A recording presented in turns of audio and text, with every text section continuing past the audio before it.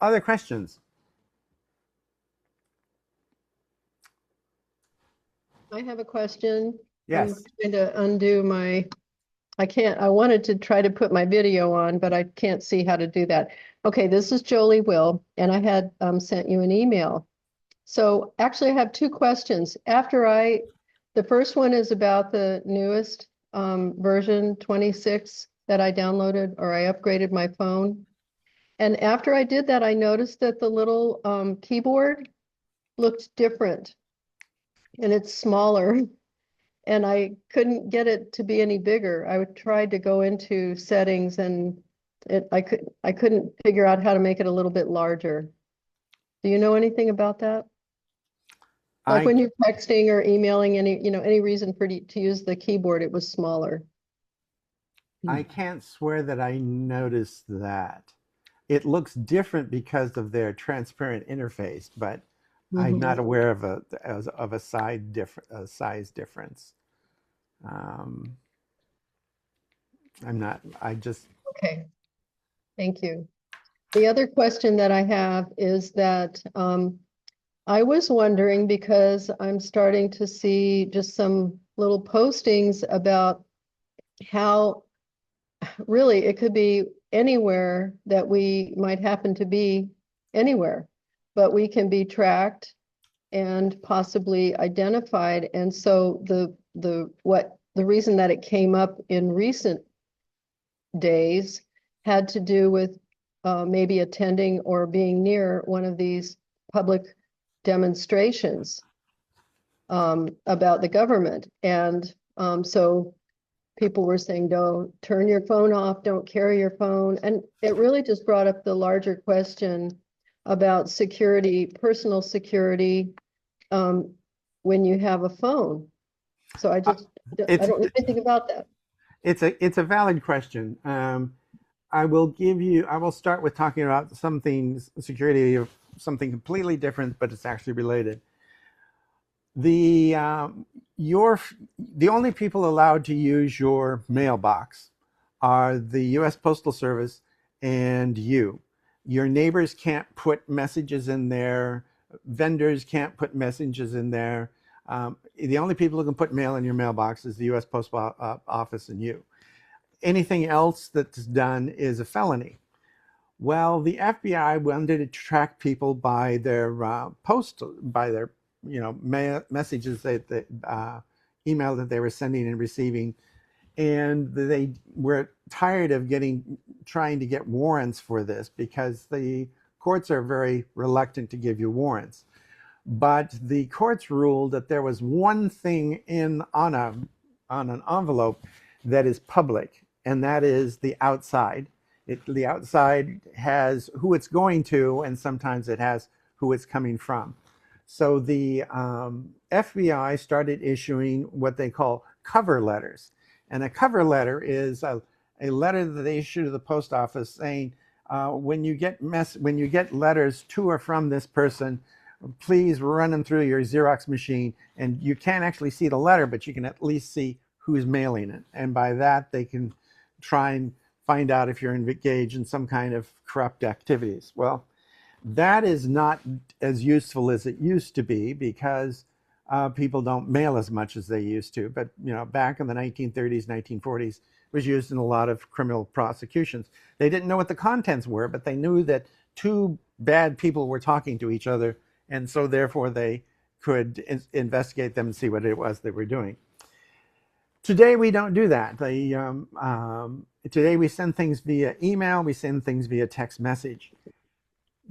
On the Mac, if you are sending something from one Mac to another Mac and you're using Apple Mail, it's encrypted on your machine, it's encrypted in transit, it's encrypted when it gets to Apple's mail service, it gets encrypted when it goes to the person on the other end. So it's encrypted from end to end.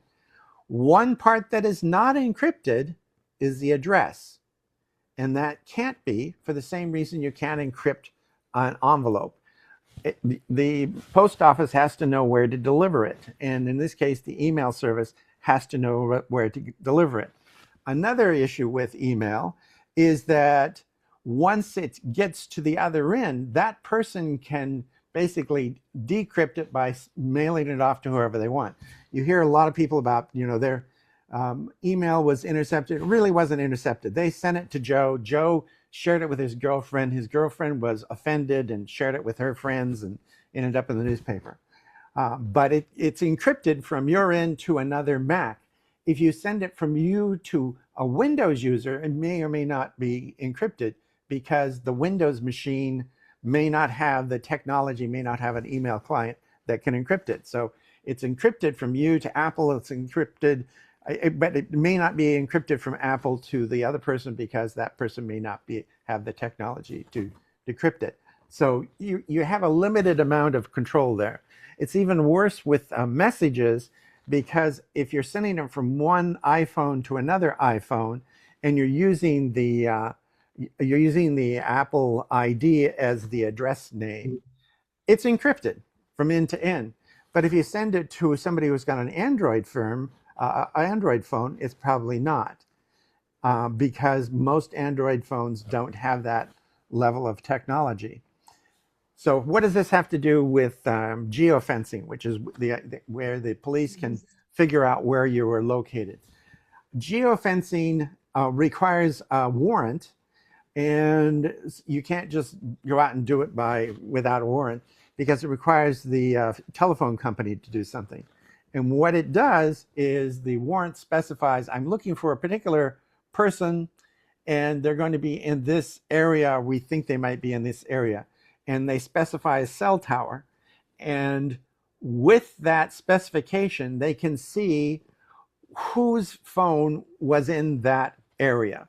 But it's kind of vague, because if you're walking or driving along and you're going from one cell tower to another cell tower, it will retain the linkage to the first cell tower for a little while in order to keep from disrupting the conversation. So it's possible you might be locked to a cell tower and you're not even in that area. So in terms of finding out what you're doing, it's not terribly useful. But in some countries, like Iran, they're using it for everybody that we found in this area. We're going to arrest them all and throw them in prison. In the United States, you have to have a little bit more proof than that. And again, the only thing it does, it doesn't say that you were in that area. It says a device that they can trace back to who paid for the account.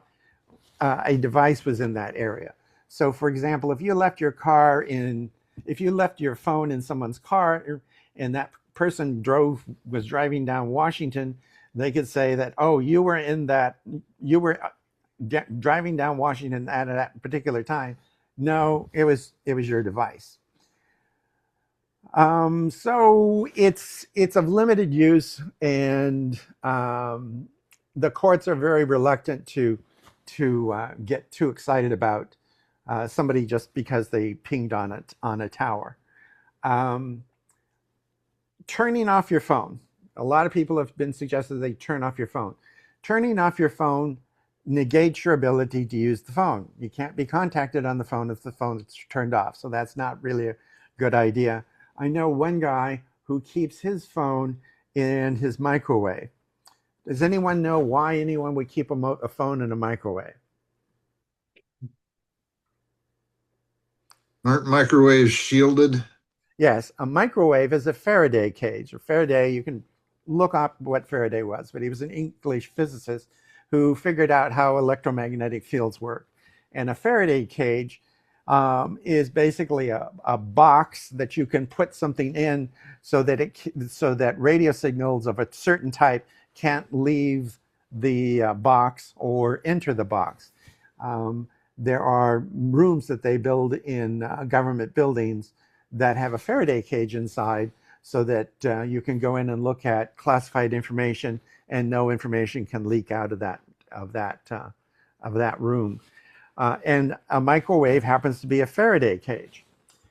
So if you put your phone in the microwave, it can't send out, it can't be detected. Of course, it also can't be used because if it's in the Faraday cage, it can't get any signals, and so people can't call you. It just says the phone's unavailable. So yes, you can turn off your phone, but then you can't use your phone. Yes, you can put your phone in the microwave, but then you can't use it. Um, I know one person who didn't quite understand about putting the phone in the microwave, and they turned the microwave on, which was bad for both the phone and the microwave. The phone caught on fire and blew up. So it's basically you want to use your phone, leave it turned on. And if you're going down Washington Street and you happen to be going past some protesters, that's perfectly fine. There's really nothing that anybody can associate other than you had a device that you're paying for that went through that area. But they won't know that it's you, first of all, unless you happen to be the target. Because when they're targeting this, they have to be very specific as that I'm looking for Joe Johnson. They can't just say, give me a list of everybody who went past this cell tower. That's no court's going to go with that. So yes, I've read the people who are afraid to take their phones to demonstrations, but that's really not a terribly great idea because you might need your phone, among other things, to call for bail. Yeah. Thank you very much. Did that answer your question, or did I seem to be beating around the bush? No, you answered the question. Thank you. I pasted into the chat window the registration form for tonight because I would like to know who I'm talking to. So if you could click on that link, you can fill out the registration form. Basically, it's just saying who you are and please enter your email address. And also, please put in your first and last name. If you put in Jeff or Princess Leah, that doesn't help me much. Seeing it. I'm sorry? The link should be in the chat window. The link should be in the chat window. It's I'm not not. seeing it. Yes. Okay, then you might have logged on after I put it there, so I'll put it there again.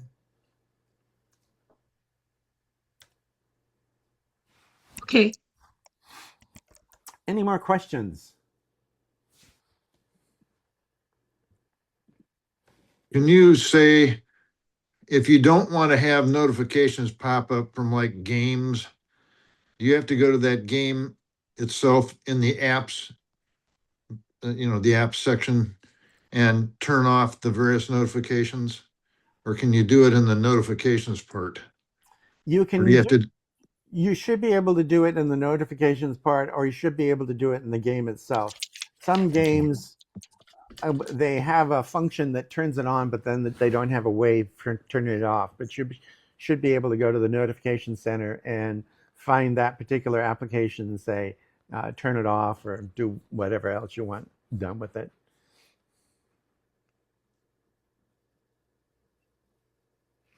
One of the things I'm going to talk about tonight is setting up how to set up a quiet period so that if there are certain times of the day where you don't want to be bothered with things, there's a way to set your phone so that it won't bother you. I have a question, Lawrence. Is it January that we renew our membership? Yes, Yeah, okay. it's in January. Yeah, okay. Is our secretary going to put the address we mail the check to?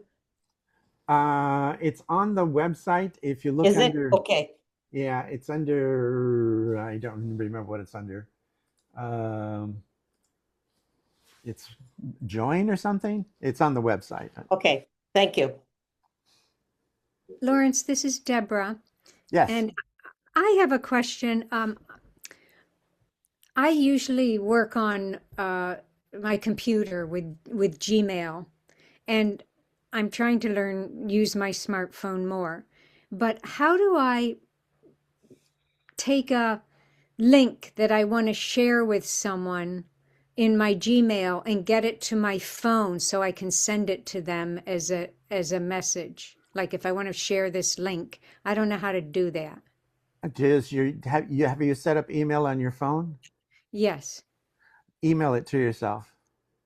Email it to, what do you mean myself? Well, whatever if you have it on your computer and you want it on your phone and they don't have the same email accounts on either, They then do. They do. then yeah, you But can still. how do I put it into a text message, the link, Oh, without typing it, just to transfer it from Gmail to the iMessage? well, one way is to bring them both up at once and just copy paste from one into the other, or you could just email it from one address to the other. Can I email it to a telephone number? If it's on messages, yes, you can email it to a telephone number. Well, you can't email it. You can send a message to a telephone number. Through my email. Well, no, there's messages. If you're talking about text messages, you use the messages application, and Right. it's on your phone and it's on your computer, and you send it to that you send it to that phone number. I will tell you that I rarely send things to phone numbers. I send them to email addresses, even in messages. And that's because if I'm sending it from my computer to someone who has an iPhone, if I send it to their email address, it'll be encrypted. And Oh, if I okay. send it to the phone number, there's a 99% chance it will not be encrypted. Not that most people really care, but depending upon what it is, you probably want it to be secure. Yeah. Couldn't she right click on the email address and copy it? Yeah, it's a copy paste. Okay, say that again. Control click is a right click, right? Control click. Okay. On what I want to copy. Yes. Well, you select it first, and then you Okay. can either right click or control click to copy it. Okay. I'll try that. But I will tell you that quite often I just email it to myself from one account to another. Like, for example, if I want to talk about something with Strait Mac, I have a Strait Mac email address that's separate from my personal one. And if I want to talk about it at a Strait Mac meeting, I'll just email it to that Strait Mac address so that when I'm sharing it with people, I'm not using my personal address. Okay. I like you guys, but my personal address is basically for my daughter and, relatives. Lawrence, I have one more question that was kind of along Jolie's line of questioning because I tend to be a little paranoid, but it's mostly because I don't understand this whole AI thing. But I was having a conversation with my sister in the living room. I don't know what it was about, health or something. And then I hear my phone in the middle of our conversation at the end of one sentence go, uh-huh. And I realized, oh, Siri has been listening to our whole conversation here, and that was her comment, uh-huh. And then I got kind of thinking, oh, is everything I say in my house being recorded or tracked? And I thought, well, gee, that makes it kind of dangerous to have a conversation maybe against a certain administration, or what if you said this? It made me very uneasy. Tell me what's going on. Your phone is set up, it's designed to listen for the word Siri. It'll ignore everything else you're talking about until you say Siri. But if you say Siri, there's a good chance that Siri will respond. And I might have said seriously. yes, I could have said that, and that's what triggered it because I definitely was not asking for her opinion on anything. right. But it can also be seriously, surely, anything that is somewhat close to that. It'll trigger it. For example, there are commercials on TV where somebody will make some just wild, stupid statement that includes the word Siri in it, and my HomePod will say, "Uh-huh," and Oh, because it's listening to the TV and it heard its name. So yes, it's listening, but it doesn't actually trigger until it hears its name. So it's not like it's our conversations are being recorded or listened to. No, I'll give you an exception though. Uh, Alexa doesn't work that way. who's Alexa? Alexa is the Amazon Oh, AI. Alexa listens all the time. It doesn't wait for the keyword. And the why this is important. I have a former work colleague who on the East Coast, she had a very small dog and she had a parrot. It's a gray parrot. Gray parrots can live longer than humans. They can live forever, and they're quite bright. And this gray parrot had listened to her owner say a whole bunch of different things. And one day, you used to be able, well, you can still order things using Alexa by just talking to Alexa. Say, Alexa, send me 50 pounds of dog food. And Alexa will place an order with Amazon and you can get your 50 pounds worth of dog food. And apparently she had done this once, only not 50 pounds. It had been, I don't remember what it was because it was the important thing is it was a small dog. The gray parrot ordered 50 pounds of dog food for a dog that weighed about 5 pounds. And it said, Alexa, send so many odd, I think it asked for multiple bags and it came to like 50, 100 pounds. It was a lot of dog food. And they couldn't figure out how this happened. And eventually they tracked it back that the order was placed by Alexa and it was placed at a time that she was at work. So she knew that she couldn't have done it. And she was talking about this to her husband or boyfriend. I think they were a boyfriend at the time. They later got married, saying she couldn't figure out how this had happened. And at that point, the gray parrot pops up and orders another 50 pounds of dog food. So she figured out how that had happened. There's a way to stop that, and that is you set a pin on Alexa. It wants a pin of some sort, 4-digit number. And I happen to have an Alexa in my guest bedroom, but I set a pin and then I promptly forgot it. So nobody can use that pin. But what it does is it prevents your parrot from using the pin too. But Alexa listens all the time. And Siri only wakes up when it hears its name. so if we order on Amazon anything, is Alexa there? If you have an Alexa Echo, which are those it's a smart speaker system. Oh, If you have an Alexa speaker, yes, you can order things on Amazon through your Alexa smart speaker. And I encourage anybody who has an Alexa to stop that because anybody can walk into your house and order anything. Or your parrot can. So there's a couple of things there. Number one, Alexis can also listen to your iPhone, even without pushing any buttons and do the same thing. So you need to disable it there also. But Siri, you can choose between having to say, "Hey Siri," or be able to use either form. So you can turn it to that to avoid some of them by turning it on to "Hey Siri" instead of either one. Yeah. I found some web results. I can show them if you ask again from your iPhone. Oops. So much for that demonstration. Yep. I was in a classroom once teaching people how to use Macs, and we had like 40 some odd Macs, and somebody made some joke about how stupid Alexa was, how stupid Siri was. And so all of these 40 Macs defended themselves because they used to have it as if you insulted Siri, Siri would respond saying, "I'm a highly intelligent electronic assistant," or something.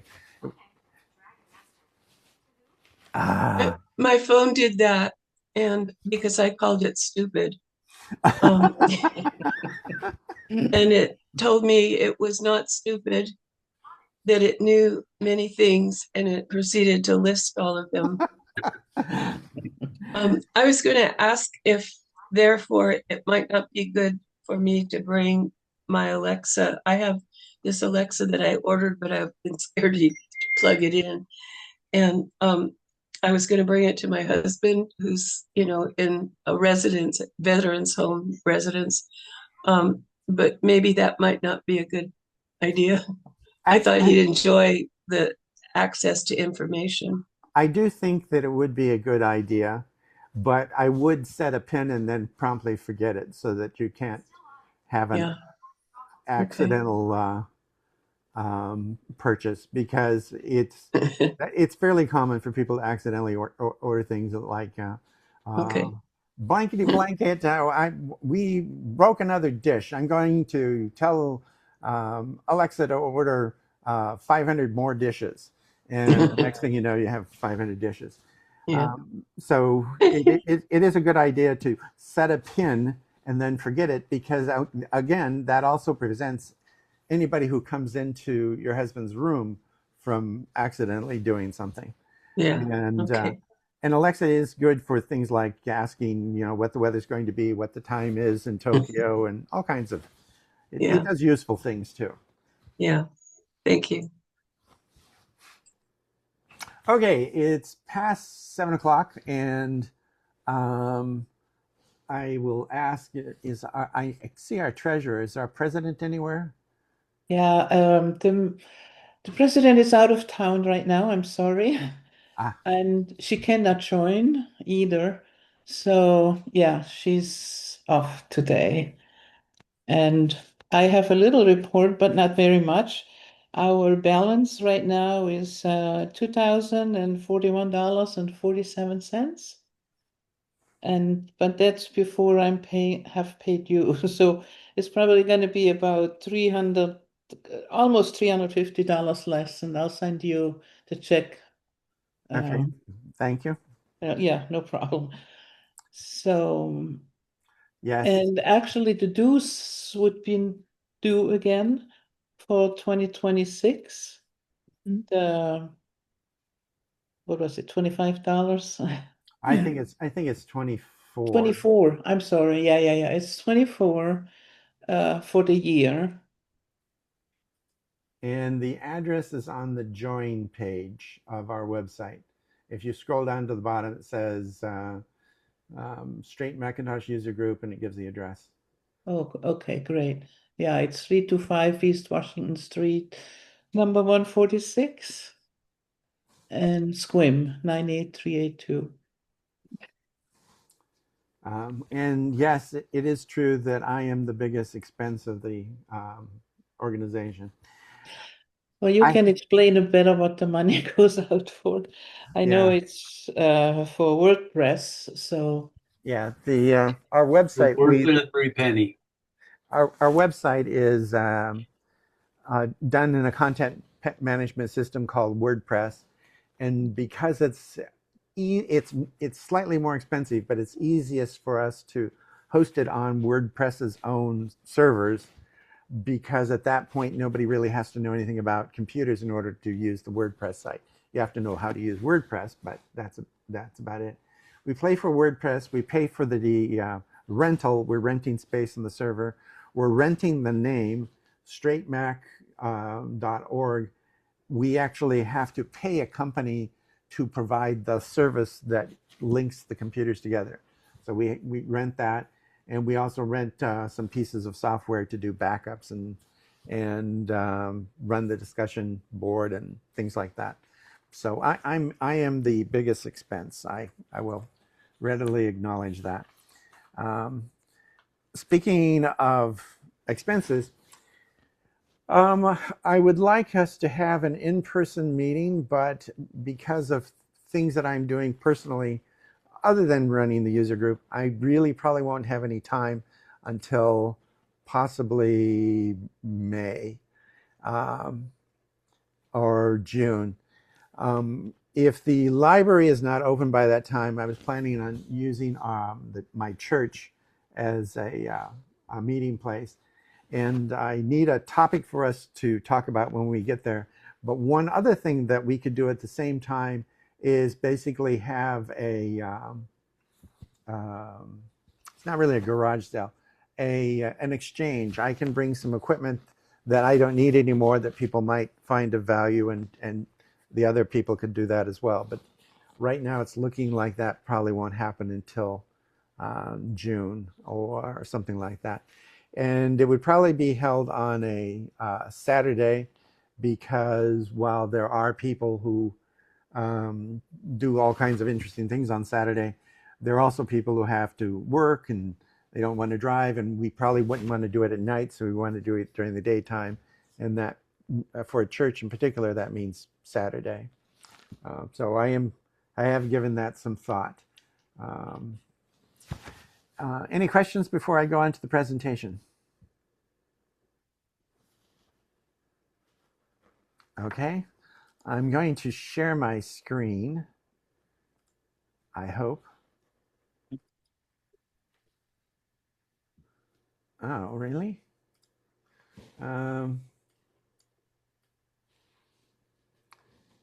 And you should be seeing a PowerPoint slide,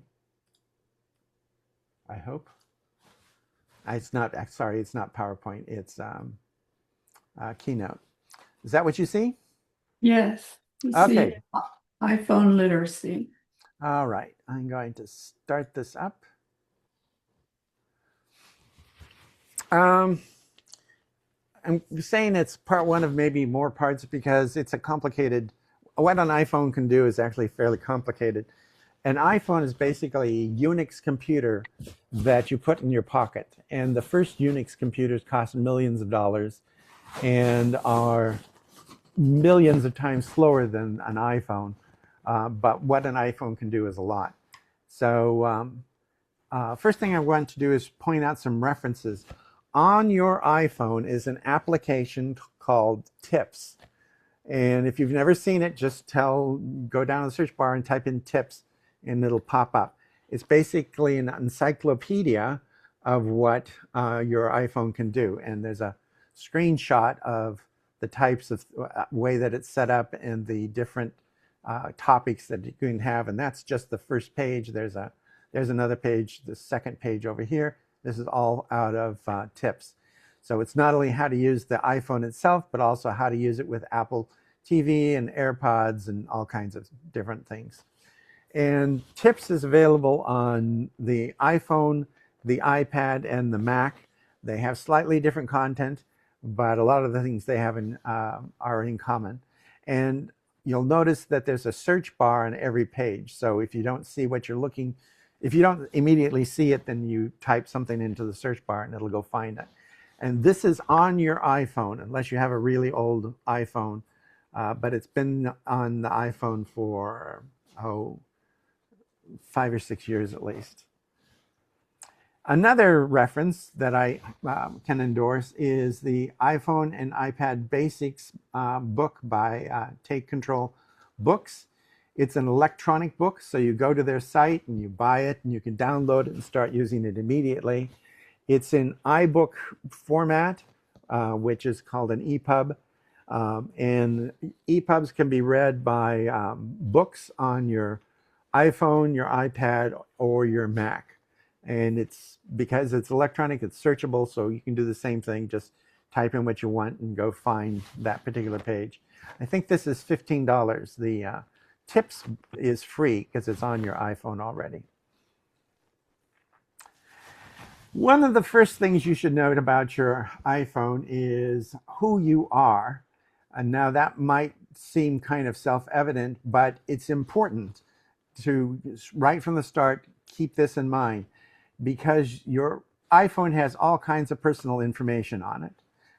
You've got names and phone numbers and who your contacts are and who you called and who called you and personal health records and thousands of photographs, all kinds of stuff.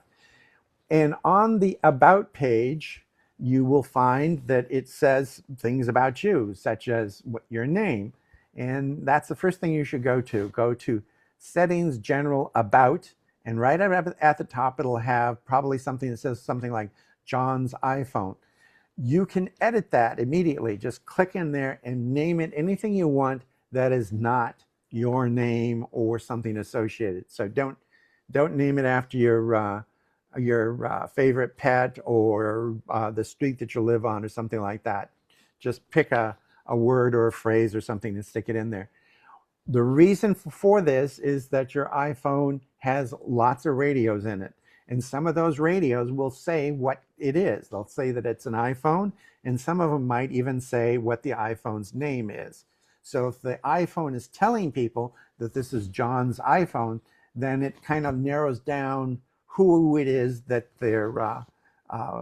who's in the area, that John is in the area, and you may not want to know that. So go in there, and the first thing you should do is change that. It doesn't change how the phone works. It just makes it a little bit harder for people people you don't want involved to come in and bother you. It also tells you the model number and the model name. Like the model name might be iPhone 16, but it'll have a model number, and the model number will tell if you're trying to do troubleshooting.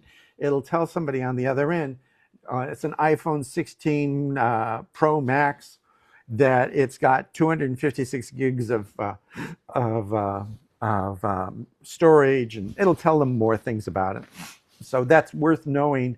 And the way to get there is to go to Settings, General, and About. And if you go to About and it's got your name, I recommend that you change that to something else. I'm sorry, I have hiccups. You can also use that same area to check on how many songs you have on your phone, how many videos, the total capacity of your phone, how much you're actually using. And it has a bunch of identifying information called EID, IMEI, ICCID. And in my example, which is taken from my phone, I've blotted these out because, among other things, it would allow people to track your phone. It's very specific. These things are unique on your phone. The reason why they're unique on your phone is when you make a phone call and you're trying to reach somebody else, you want to make sure that only that phone number rings. And rather than have you memorize this really complicated series of letters and numbers, it abbreviates that into a phone number. And the phone numbers can change and be moved and all kinds of things. But that IMEI is on your phone and nowhere else. And I've masked them off because this is taken from my phone and I don't really want to tell the entire world that. Another thing that you should immediately pay attention to is Find My. Find My allows you to find your phone. And why is that important? Well, your phone, say you get your phone for $1,000. Is that the cost of your phone? And the answer is no, that's not the cost of your phone. If you buy your phone, you also have a phone plan attached to that. Even if it's something that you buy independently, you buy an unlocked phone, you're still going to be paying probably another $1,000 to $2,000 over the course of a couple years for that phone plan. So the cost of your phone is really the cost of the phone plus the cost of your phone plan. It makes it valuable, and it's got valuable information on it. Find My allows you to find your phone.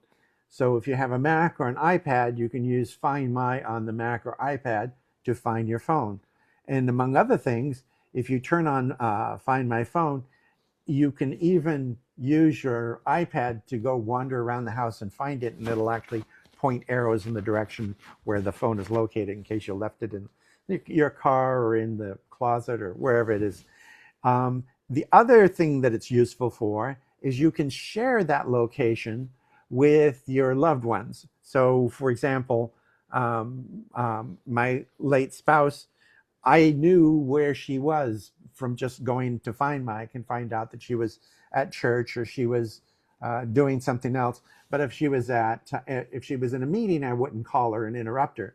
But if she was at Costco or Home Depot, I knew that she was probably free to take a phone call. And I also use this with my daughter in England. If I see that she's at home and it's not midnight there, I know that I can call her. Whereas if she's at work, I probably shouldn't. So it's useful for finding your lost phone, reaching your loved ones, but it's also useful for use in emergencies. If you have one of the more modern iPhones, it's got a crash detector on it, and if you're in a crash, it will send out a message on 911, and it doesn't even require your assistance. It'll just send it, which is nice to have. So, many lives have been saved because of that feature. And if you don't have Find My turned on, you should. And it's again under settings. An Apple account is that part at the top where it's got your photograph or your image or something like that. That's the Apple account portion. You click on that and you can go in and set Find My, you turn it on. You also want to protect your phone from bad things. And the easiest way to do that is to turn on updates. You heard in the question and answer session that somebody had not turned on an update to the new operating system because of rumors that it had bugs. That's really not a good idea, because every time Apple issues an update, it tells you what they patched. And by telling you what they patched, it also tells hackers what is vulnerable on older machines. So they immediately, for people who have older operating systems, start attacking those machines. So you always want to turn on the updates, and you find that under Settings, General, Software Update. You want to turn automatic updates on. There's a thing down below that. It says beta updates, and mine is off, and yours should be off, because if you don't know Greek, Greek is the beta is a Greek word, and it means it does not work.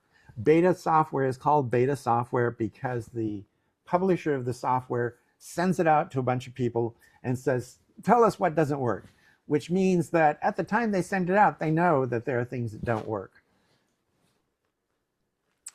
You should also manage storage on your machine. You cannot add memory to an iPhone.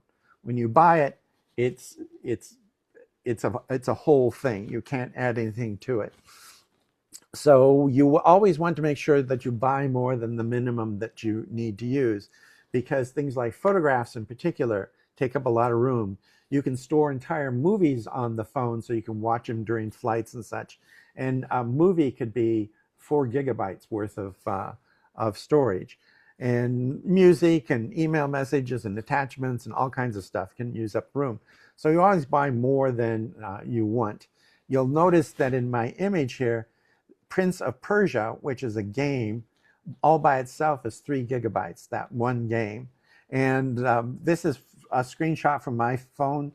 I've never played Prince of Persia. It was downloaded because somebody said that they thought it was a really good simulation, and they wanted me to download it. So I downloaded it, and then I really just haven't got around to playing around with it. But you always want to manage your storage and make sure that you have enough. And you can review, there's a section here that says review large attachments. So it'll go through your email and look for things of a certain size that allows you to delete them out of your email messages and out of photographs that you don't really need, that are taking up a lot of space.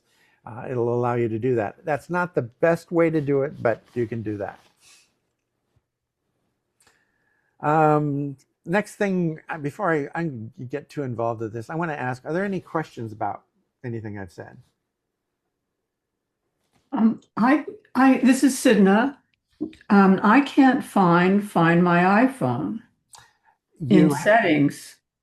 It's not in settings, but you can find it two ways. One is you can go to the search bar down at the bottom and type in Find My, and it'll tell you where it's located. But the other thing is just go to the About screen, and at the top of the About screen is your photo or something that says that it's Sidna's account. Oh, I changed that. So yes, but that same screen should have Find My and on it. You might have to scroll. Okay, not seeing it. All right. Let me go back here. Yeah, the yeah, you have to scroll off of this screen. So you click on the Phone name. ID, Okay.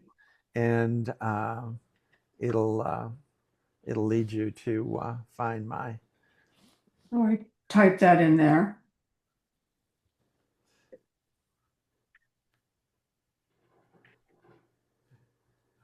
If you're not finding it, we can go back and take a look later. Okay. In addition to protecting the machine, you also need to protect yourself. And the most obvious way to do this is with passwords. But on your iPhone, you might have other options depending upon what kind of iPhone you have. Some of them have Touch ID, where you can use your fingerprint. Some of them have Face ID, where you use your face. If you have those capabilities, absolutely turn those on. But you should also set a PIN. I was surprised at the number of people who have no password protection on their phone at all. And so they're taking a really expensive device with all kinds of personal information, and they have no kind of protection whatsoever. So anyone can just take it away from them and then start using it and run up their phone bill. So you should make sure that you have a PIN set, and you have a choice of either a 4-digit or a 6-digit. I'd always recommend a 6-digit, and the 6-digit should be something that is easy for you to remember, so you don't have to fumble around trying to do it. And one way to do this, as an example, is find the zip code of wherever you were born and add an extra digit. So that'll give you 6 digits, and it's something that if you don't know the zip code of where you're born, it's easy enough to look up. After entering it a few times, you'll definitely remember it. But you should set the PIN because it's a backup for your Face ID. If your Face ID is not working because of poor light or a bunch of other things, you can still type in the PIN. And there are times when your phone will insist you type in the PIN even though you know Face ID is working, because if you have it in your pocket or your purse, things bump into it and thinks people's trying to break into it, so it wants your PIN to make sure that it's you.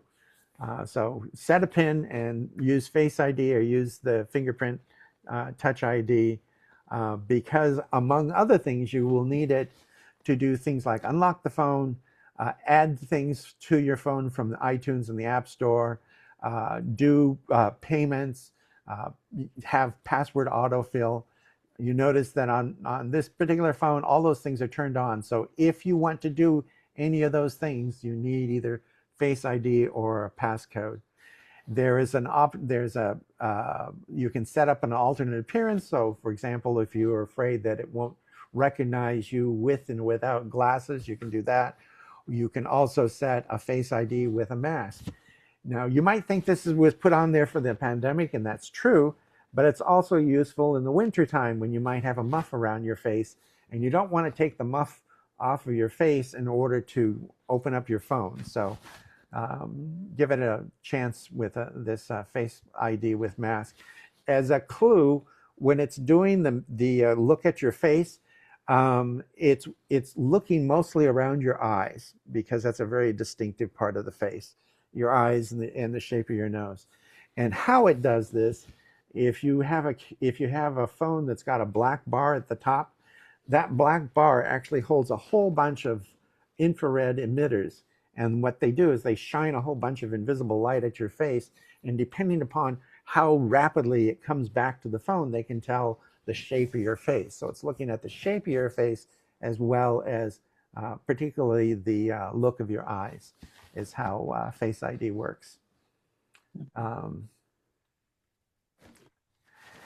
Passwords in part 2. Mac OS, iOS, and iPad OS all come with a password manager called Passwords. And they will sync back and forth to each other using iCloud. So if you set up passwords to use iCloud, which you should, if you enter a password on your phone, your Mac will know it. If you enter a password on your Mac, your phone will know it. And that's really useful when you're doing things like you're going onto your bank account and you want to know what your balance is, and you're not at home and you want to look at it someplace. You can use your phone to do that. And even if you've never done it before, the password will be on your phone. And it's also useful for things like Wi-Fi. Um, I'll give you an example on the next page, but it'll remember that the Wi-Fi access in a particular place, it knows what that word is. And then if you bring another device, like you went there with an iPad and you show up with a MacBook one day, that MacBook will also know that password because they're shared back and forth via iCloud using the Passwords app.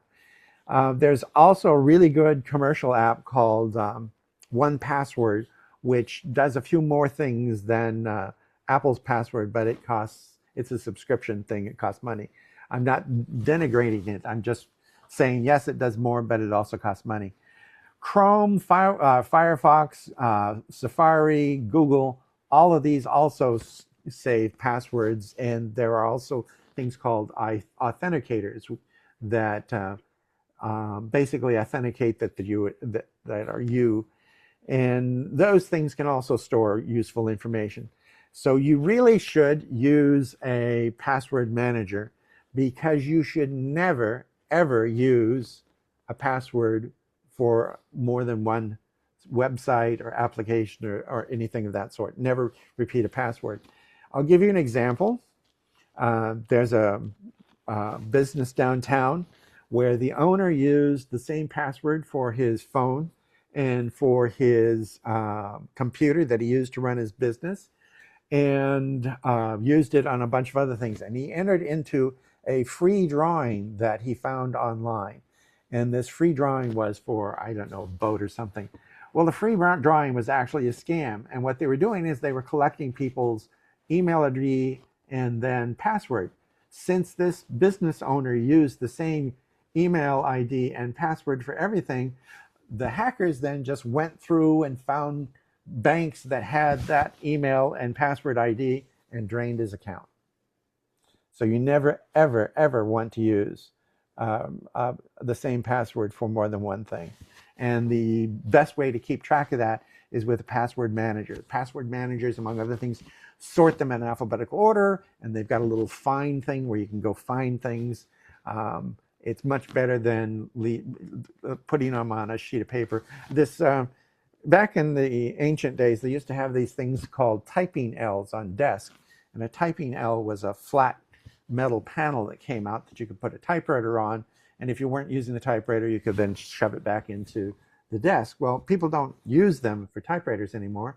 And I was appalled to find out that one of my coworkers had all of their passwords on their password L. And so I pulled it out one day, and I was absolutely horrified. And so I did what any good computer security manager was. I took a photograph of that and I emailed it to them, and they were appropriately horrified. So you want to protect yourself from people like me.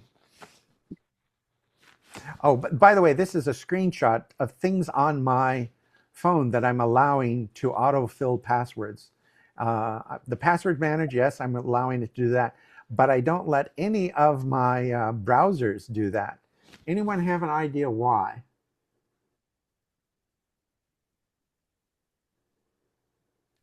No ideas why? I don't allow browsers to fill in passwords because when I go to my bank, I want to make sure that I really want to log into that bank. I don't want the browser to assume something and log in. I want that to be a deliberate act on my part. So yes, I'm exceptionally paranoid, and I don't let the browsers log me into websites because that's just me. More on passwords. Yes. Would you speak to your preferences or your thoughts about password managers in general, those that we can contract with? I highly recommend, if you have an iPhone, to use the Passwords app that comes with it. It's very easy to use. It's not the least bit complicated. It can't do as much as 1Password, but 1Password is something like, I don't know, $70 a year. So it costs more money. But 1Password can also do things like, It can remember PIN numbers for banks and things that are not passwords. It can remember those. Um, so you can have encrypted notes and things with one password, but it offers it's not as easy to use and elegant as passwords. And passwords you don't have to spend money on it. And if you have both a Mac and you have iPhone, then they can share passwords back and forth between them through iCloud. So I would highly recommend passwords if you have an iPhone. But if you have multiple different things, including Windows machines, one password looks more interesting. I'm not going to answer that. If you have something like a Windows machine, one password might be more attractive because one password works on both Macs and iPhone. The downside is you have to pay for a separate version for the iPhone than for the Windows. It's not one size fits all. You have to pay for each copy. But I highly recommend passwords apps. And if you notice, this is a screenshot of the opening screen of my passwords. I have 707 passwords. I have 13 pass keys, which I don't want to explain right now. It's a more secure way of doing this. I have 0 codes. I have 46 Wi-Fi passwords. Most of these were collected by my phone. And I have 214 security alerts. And I'm going to mention the security alerts. You can get a security alerts because you have an account on a site that was hacked. That's one way to get a security alert. You can also get a security alert if you reuse passwords. Now, passwords doesn't actually send these passwords up to Apple. It compares it right on your phone. And it goes through and says, you used this for both the Bear Diner, whatever that restaurant is, that East Swim. And you also used it at Home Depot, and you shouldn't do that. So it'll flag that as a security concern. And those are things that you should pay attention to. The reason there are 214 is because of some things that I do. Among other things, I do security checks. That's from passwords that's on your phone now. If you do not have a passwords app on your phone, it means that you're using an older version of the iOS operating system. But current version has the passwords app on it.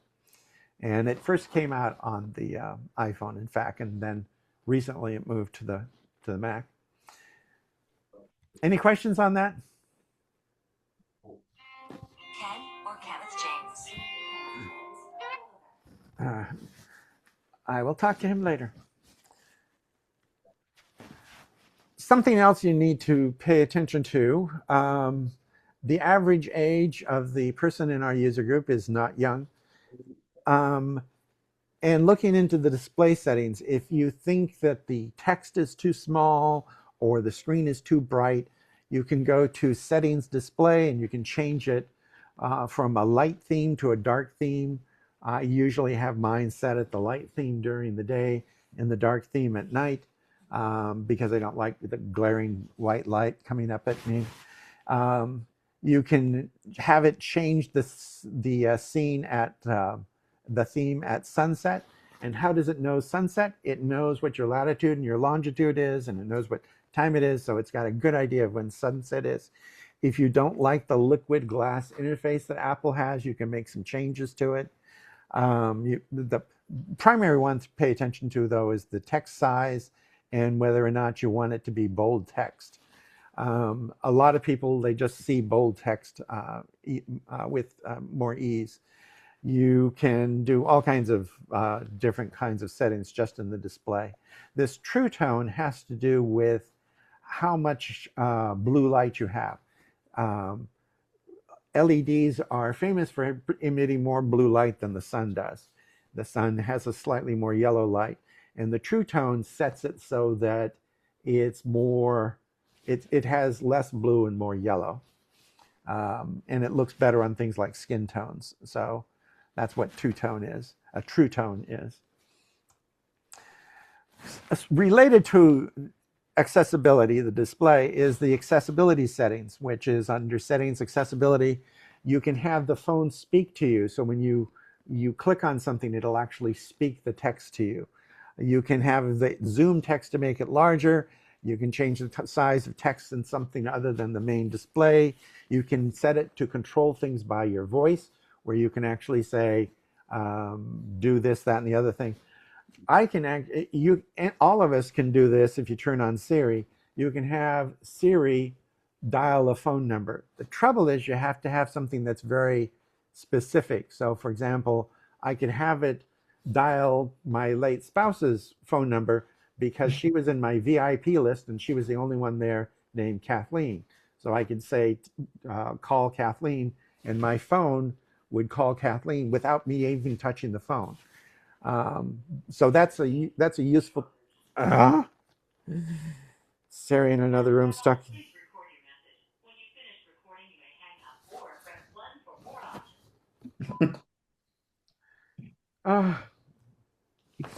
Anyway, there are a lot of things you can do. Among other things, you control it with your voice.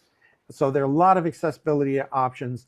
It goes on for actually a couple pages, maybe more than a couple pages. This is something that a lot of people don't think about, but you can set the dictionaries that iPhone uses.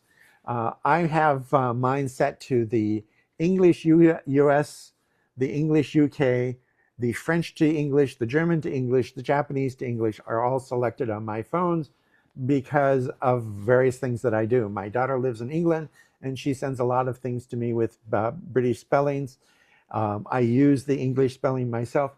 Where is this used? It's used in spell checking and autocorrect and all kinds of other things.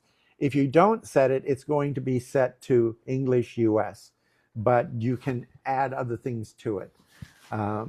And I do that because, among other things, I got really tired of the way there was misspelling some German words, and it's much better about that now. But you can set that in Settings, General Dictionary. I'm going to now mention something that's one of the most controversial parts, which is artificial intelligence. A lot of people, because of news stories, are very afraid of artificial intelligence. And I'm not afraid of artificial intelligence, but I do see that it can do a lot of harm. The Apple intelligence is unique in as much as Apple has deliberately restricted what their artificial intelligence can do. Your iPhone tries to do as much as it can on the phone, and they have a whole bunch of what are called logic processors that do things like parse the things that you are saying so it knows what it is you're asking for. And if it can do that without talking to anybody else, it will. If it does something that it needs to go out and ask more information elsewhere, it sends an encrypted message that sends a token. It doesn't identify what it is who asked for it. It just knows what was being asked. So for example, if you want to know what the weather is like in Bonn, Germany, it would send a token to Apple. Apple would find out what it is, send the answer back, and give you the result. But nobody else would know that you asked that because it sends an encrypted token with no identifying information from you. So it tries to do as much as it can on your machine. And if you ask for things like calling your spouse, it can do that.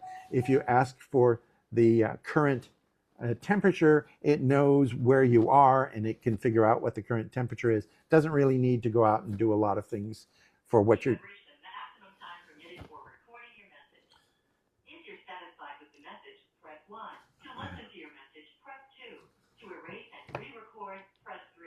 I do not know what that is. If you're satisfied with the message, press 1. To listen to the message, press 2. To erase and re-record, press 3. I do not know what it's doing. So I hope it gives up. If you're satisfied with the message, press 1. To listen to your message, press 2. To erase and re-record, press 3. I'm going to go back there. You can use this, among other things. Your message has been sent. Please try again later. Goodbye. You can change the voice that it's using for Apple Intelligence. And mine is a woman's Irish voice because I just like it. And I like the way it mispronounces the word squim. Um, you can have it, you can use artificial intelligence to dictate messages, to dictate email, to do a lot of things. I use it when I'm navigating, I say, show me the directions to the Chipotle's in Port Angeles, and it'll bring up a map and plot me a course, and I can do this without taking my hands off the wheel.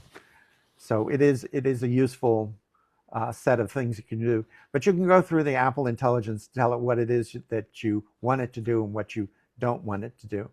And other applications can also use Apple Intelligence, and you can turn those on or off as you please.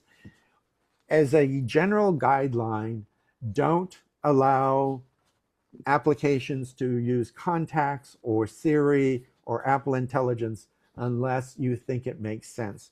You will see a lot of games want access to your contact list, and your game should not have access to people's addresses. It just shouldn't. Why do they want that? They want that so they can sell advertising, and that's not why you're playing the game, so just don't let it do that. Any questions about that? Okay. Looking forward to it. I'm sorry?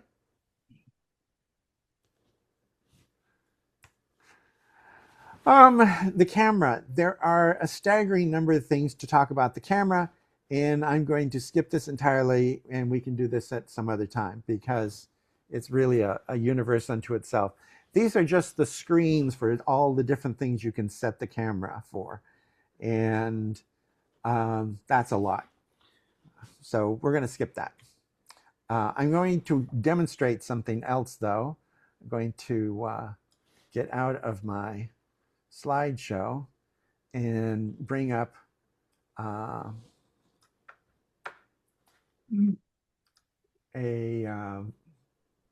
movie that I made. 3 crabs. I'm sorry? That's 3 crabs, isn't it? Yes, that's 3 crabs. That's not the demo part, though. The demo part, I want to show you that your Apple Photos is really good at organizing things, and you have Apple Photos on your phone as well. But I did this demonstration on my Mac because it's got more space. But I can going to fire it up here, and for collections, you can put things into collections, and it puts them together and does nice things. You can have favorites. You can have recently saved.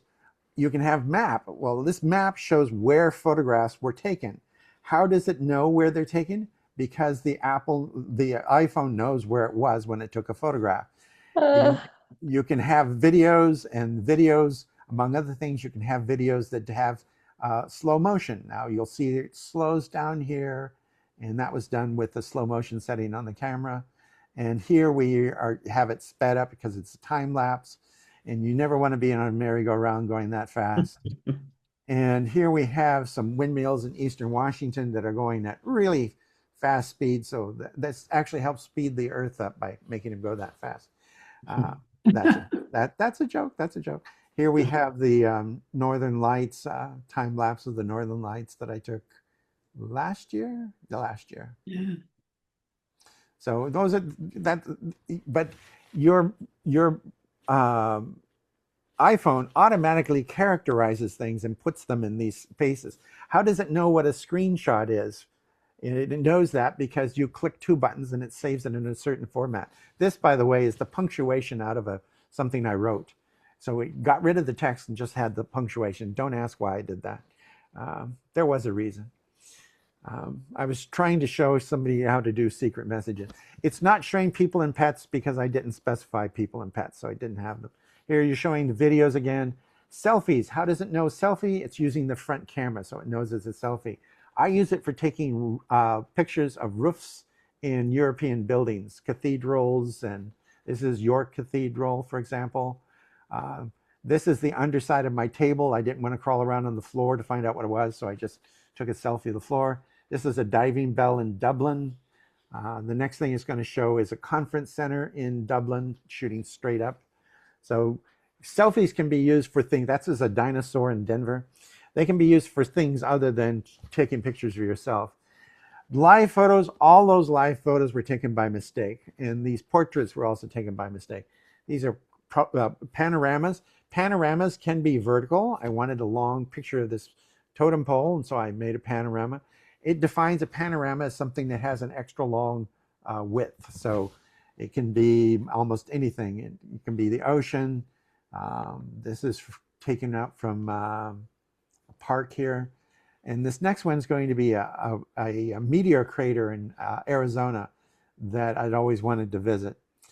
Time lapse, the same thing. It knows that these are time lapses. All this organization was done by photos. I didn't do any of this organization.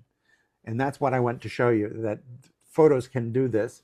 And photos can do this on your phone as well.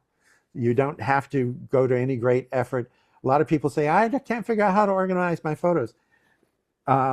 Photos is doing a really good job already. This is a stupid ad for something that doesn't exist. This is a visual pun, Tinkerball, where it's knocking a fairy back and forth across the net. That was all done with emojis. Here's a misspelling that I thought was funny. It's out of a news story. And again, back to, this was something my daughter sent to me. I'm amazed it went through the mail. This is a screen recording. I had my iPad record its own screen of me playing a game. This is a spatial photo that I did by mistake. Here you see a cat playing with an iPhone. RAW photos, I shoot almost everything in RAW. This is a ProRes, which is a very high professional recording for video. And that is just absolutely fascinatingly saturated, beautiful video. And that was just done with the iPhone. This is my brother with a hydrogen bomb. It also will do things like find duplicates. A lot of people have lots of duplicates on their phone. It'll go through and find them. It thinks this is a receipt, which it is. It thinks this is a receipt, and it's actually a bookmark. It can detect handwriting. And again, all of this organization was done by photos. It wasn't done by me. And that's what the point of this video is that your iPhone can do a lot of things that you may not have really given any thought to. It can detect, the next thing after this, it's going to look at illustrations. And again, it's looking at the image. It's using logic on the phone to think that something is an illustration rather than a photo. And it does all of this automatically. You just have to let it do its thing.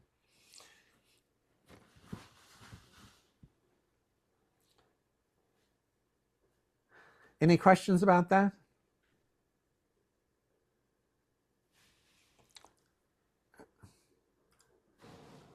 I will go back to my presentation. Where am I? Okay. I have custom wallpaper on my machine, on my phone. It's a picture of my granddaughter. And you do that by going into settings, wallpaper. I know people who've had their phones for like 10 years and didn't realize that they could change the way that it looks.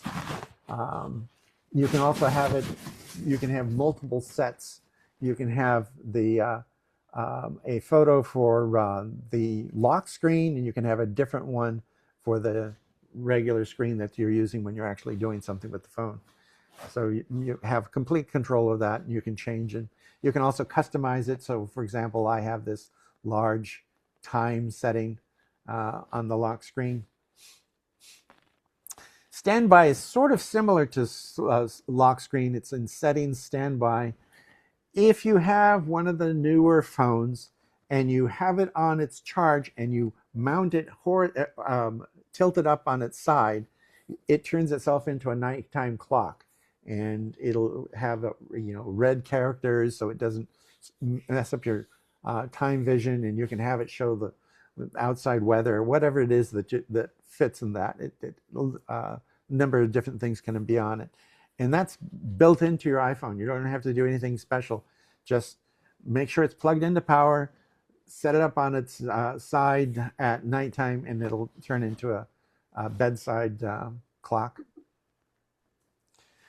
Focus is something that a lot of people complain about when they have a smartphone, that it keeps on interrupting them. And there are lots of things that you can do. You can set it so that in settings focus, you can have it set to do not disturb times.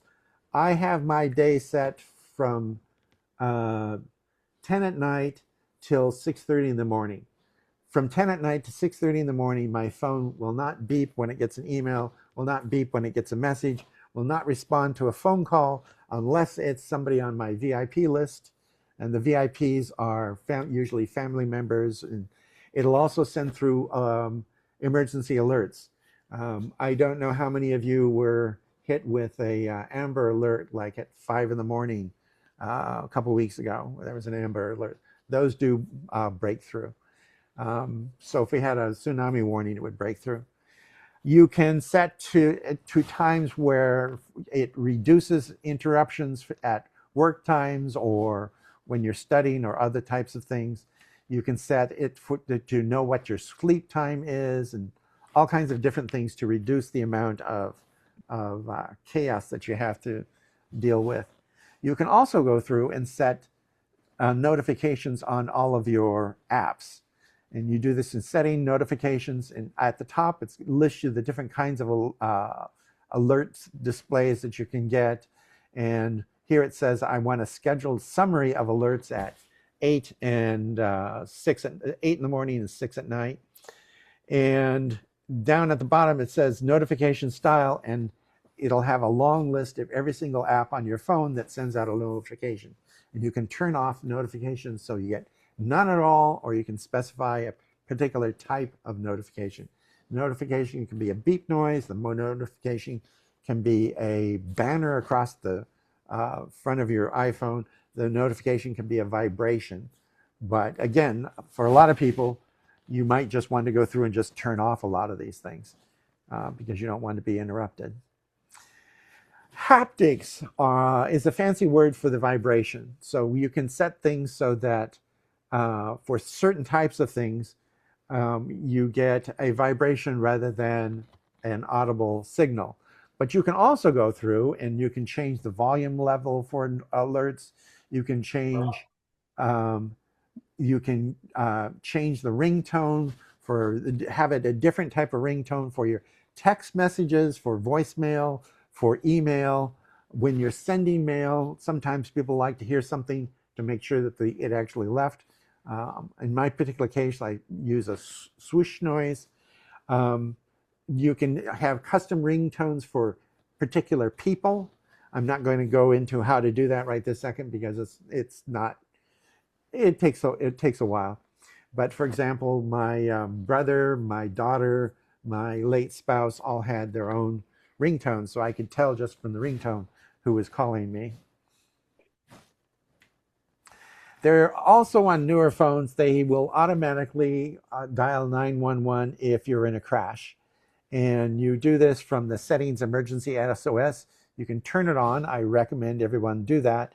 You can also trigger it yourself by holding down the side button and either of the volume buttons. If you hold it for, I think it's something like 5 seconds, it'll call 911. Or at least it'll ask you if you want to call 911. And it'll also, depending upon what it is, send a message to your family member, somebody you designate, or your health care provider by setting up an emergency contact for them. It'll do that for a crash. The Apple Watch will also do that for a fall. I had a fall a couple weeks ago. I got my foot tangled in something. I fell down, and my watch asked me, "Do you want to call 911?" If I had not told it to stop that, it would have called 911. And this has saved a great number of lives. The first person who was ever rescued by an Apple Watch was here in Washington State. They fell off a trail up in the Cascades, and they'd fallen down a cliff, and their watch called 911, and they were rescued. Most people, nobody knew that they were missing, which is why it's really handy, because it did this without anyone even realizing there was a problem. I'm going to make a couple recommendations, and one of them is that if you don't have an iCloud Plus account, you buy one, because with your phone, you can use 5 gigabytes worth of space on Apple's iCloud. Well, 5 gigabytes worth of space, especially for an iPhone, is nothing, because a picture can be 20 to 40 megabytes in size, depending upon what it is you're doing. And you go through that space really quickly. And if you include all the attachments that people send you in email and attachments they send you in messages and so on and so forth, you can use up all that space real quick. And it's inexpensive. You can get 50 gigabytes for 99 cents, and you can get 12 terabytes for $59.99. 12 terabytes is a staggering amount of stuff. I have 2 terabytes, and I shared that with my late spouse, and I share that with my daughter in England on a family plan. So we're all sharing the space. And it's really just an inexpensive way to back up information and share passwords between your phone and your Mac and all kinds of different things. And I highly recommend it. And this URL will take you to it. You can just say, how do you sign up for iCloud? And it'll take you there. That's one of my recommendations that everyone should have. Oh, also a couple of things that iCloud also has, iCloud Plus has, is private relay. If you visit a website and you have subscribed to iCloud Plus, when you go someplace, Apple uses a fake IP address for you. So you can go to like the Strait Mac website, and in my log on the Strait Mac website, it'll have an IP number, but it's not yours. And that's useful to prevent advertising agencies from building a picture of the kinds of things you visit and what you do. So that's something well worth having. And I also recommend that if you can, to get an Apple Card. An Apple Card, you can go apply for it on Apple. It's designed to work with your iPhone and the Apple Wallet, which is included on your phone. It has no fees. You get cash back on purchases. And on the card itself, there's nothing. It has your name. It does not have the card number, and there's no CVV number. That's the little number it asks for verification. And there's no expiration date on the card. So if somebody gets your card, they can't do anything with it. And I have mine set so that every time I make a purchase, it changes the CVV number, so that I have to actually look on my phone to find out what that security number is, because it does it every time. You can keep track of the purchases on your phone and make payments directly from your phone. So I use it for all online purchases, just as what I use it for. There's a bunch of stuff that I would like to cover on privacy, but it would require a meeting all by itself, because there are hundreds of different things you can do with to maintain your privacy. Other things you can do with a phone, you can use it to measure things, find an altitude, find the weather, calculate tips, get directions, navigate using CarPlay. You can record calls on your phone. You can record voice memos, which I use all the time. You can use it to tell time. You can use it to set alarms. You can set reminders by location. You can pay for things. You can carry a full electronic calculator. You can play games. You can take photos. You can draw. And shockingly, you can also use it to make phone calls. Last month, I just got my phone bill. Last month, I received about 200 phone calls, most of which got screened out, so I didn't have to pay attention to them. So there were about 300 phone calls. I made 6. So I'm a big telephone user. Any questions? That was an awful lot of things to talk about in a short amount of time. Thank you very much. Wow, it is a lot. So my one question is, do we want a part 2 where I cover either photographs or privacy? If I did photographs, that's the only thing we'd cover. And if I did privacy, that's the only thing we'd cover. Can't we do both at different meetings? That's what I'm suggesting. Yes, it would be 2 meetings to do both. My question is that what you want to do, or have you been maxed out? No, I'd like to do it. I'd like to do it. Is there anyone who does not have an iPhone? Because I don't want to do this if I'm the only one with an iPhone. So I'd like to do it also. okay, I shall work on that. Looking into the future, there's a possibility that we will not have a meeting in April, but that's not certain, or May, but again, that's not certain. And the reason is my daughter might be coming to visit me in April up in Canada, and I might be going on a train trip in May, but those are a couple months off, just kind of a FYI. Is ideas on what we do next month, or you want more of the same? More of this, yeah. More of the same. I agree. More of the same. Okay. Any questions about what I covered? Because I did cover a lot.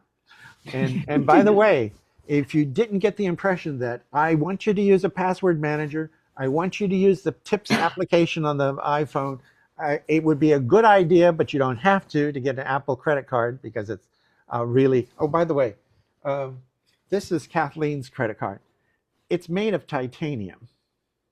So you can also use it as bulletproofing, Well, I succeeded in changing my name to Alexander Hamilton. Oh, good. But this is the front of the card. It only has her name. And on the back, actually, it was upside down. And on the back, there's nothing. Yeah. So there's no card number. There's no expiration number. There's no security code. There's nothing on the card. Is it tap to touch? Yeah, you tap it against the terminal and it does its thing. Okay. I caught a TV scam report about people who left Lumen Field and were solicited for a $5 contribution for a kid's basketball thingamy, and they were repeated. Anyway, it was a scam, and they ended up having hundreds of dollars on their accounts. Yes. So there are situations where that's not a good idea for any tap to touch card, but you see, among other things, when you tap it on there, within just a few seconds, it shows up on your phone. So it's not like you have to wait for the bill to find out that you used the card. You get a text message. Well, you have to say that you want them, but you get a text message. Kathleen used to keep track of me. I was downtown doing something, and she asked for me to stop by Dairy Queen and get her a milkshake. And when I came through the door, I was in the process of unlocking the front door, and she said, "You didn't go to get Dairy Queen," because she didn't get an alert. So she knew I didn't go to Dairy Queen. But I'm not being paid by who has this right now. I'm not being paid by Goldman Sachs, but it's a perfect credit card, because there's nothing. If I were to lose my Apple card, there's really nothing they could use it for except body armor. It won't do anything for them. And having the security code change with every online purchase is also nice, because even if they have my name and they've got the card number and they got the expiration date, they don't have the security code. It does them no good.